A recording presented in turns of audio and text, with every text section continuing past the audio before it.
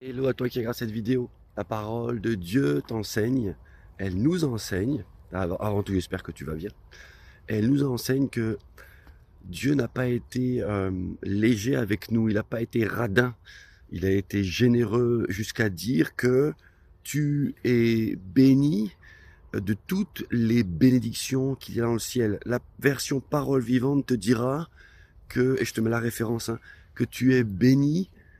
Il t'a béni de tout ce que le ciel contenait comme bénédiction. Il a déversé sur toi, déversé sur nous, tout ce que le ciel contenait comme bénédiction. Et ce n'est pas pour du bénis-moi, bénis-moi. Non, il a ouvert le ciel pour que toutes les ressources dont nous ayons besoin, nous puissions les saisir. C'est comme un peu un pays promis. C'est comme un peu, et c'est carrément l'image de ce que Dieu a voulu dire, ce pays merveilleux où coule le lait et le miel, où il y a toutes les ressources dont nous avons besoin. Et la question c'est, quel est l'axe de ta vie actuellement? Est-ce que tu vis actuellement en tant que chrétien, mais occupé par, c'est vrai, les tracas de la vie, les situations? Je te laisse cette question simplement. Ou est-ce que tu penses pas qu'il y a plus à vivre? Est-ce que tu penses pas que il y a ce Dieu merveilleux qui a ouvert le ciel pour toi, pour que tu puisses te saisir des bénédictions qui sont dans le ciel, dans cette dimension spirituelle? Et c'est ça le problème des fois. Dès qu'on emploie le mot dimension spirituelle, c'est un mot qui nous perd. On dit mais Sam, mais de quoi tu parles? J'ai ma vie, j'ai ma gestion, j'ai mes tracas, j'ai mes horaires, j'ai mon travail. Qu'est-ce que tu me parles de dimension spirituelle?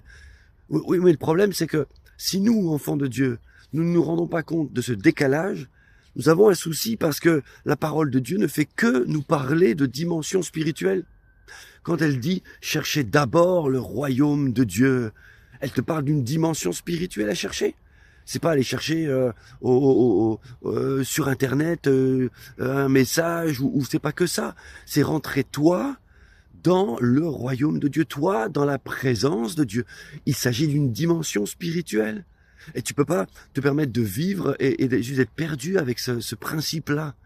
Il y a bien et bel et bien pour toi dans le ciel un règne, un royaume qui n'est pas loin. Le monde spirituel n'est pas loin. Il est à portée de ta foi. Il est à portée de ta mise à part. Il est à portée de ta concentration vers Dieu. Cherchez d'abord, affectionnez-vous aux choses d'en haut, est-il écrit, et non aux choses de la terre.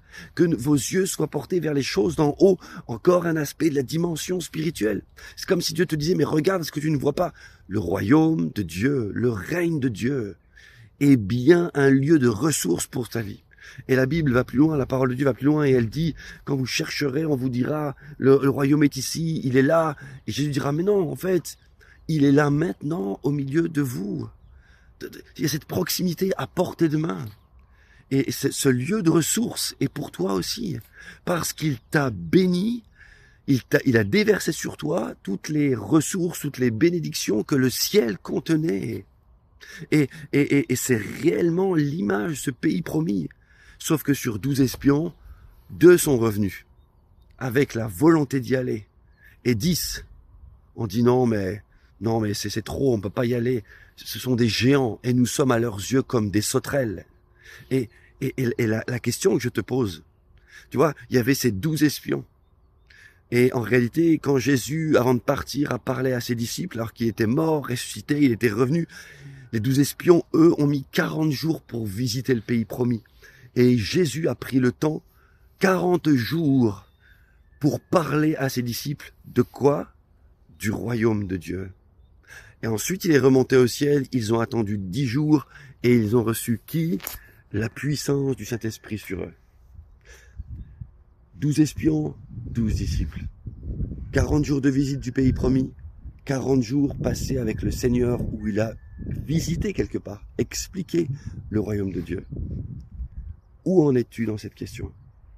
Où en es-tu? Et moi je t'invite, dis-toi et relève la flamme qui est en toi, dire Seigneur, je veux vivre pour découvrir ton royaume, découvrir ton règne, et que ma vie, humblement, puisse impacter ceux qui sont autour de moi, Seigneur Dieu, avec les bénédictions que tu déverses sur moi, parce qu'il est temps que je prêche la bonne nouvelle et que ma vie prêche la bonne nouvelle du royaume de Dieu, pour que tous ceux qui sont autour de moi puissent être au bénéfice de cette lumière. Allez, sois courageux et courageuse. Bénédiction sur toi.